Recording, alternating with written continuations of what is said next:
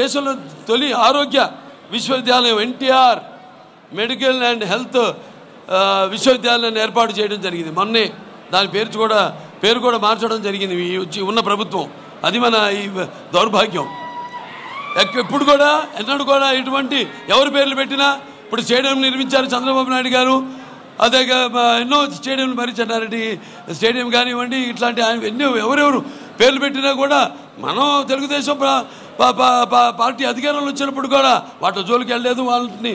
అది మన తెలుగుదేశం పార్టీ యొక్క సంస్కారం. అటువంటిది మొన్న ఈ NTR health and medical and health university పేరుని మార్చేయడానికి తీర్మానం చేయడం జరిగింది. అది మన దౌర్భాగ్యం.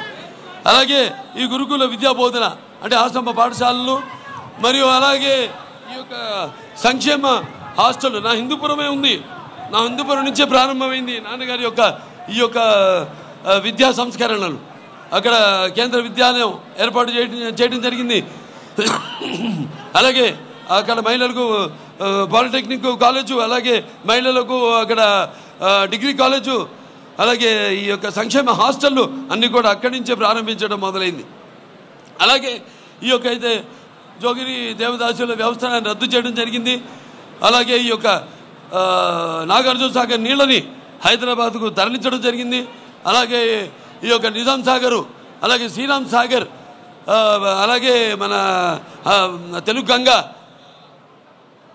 హంద్రి సృజన సమంతి, గాలేరు నగరి ఇలాంటివి ఎన్నో అభివృద్ధి చేసి ఈ యొక్క అభినవ భగీరథుడు అనిపించుకున్నాడు మన అన్న నందమూరి తారక రామారావు గారు.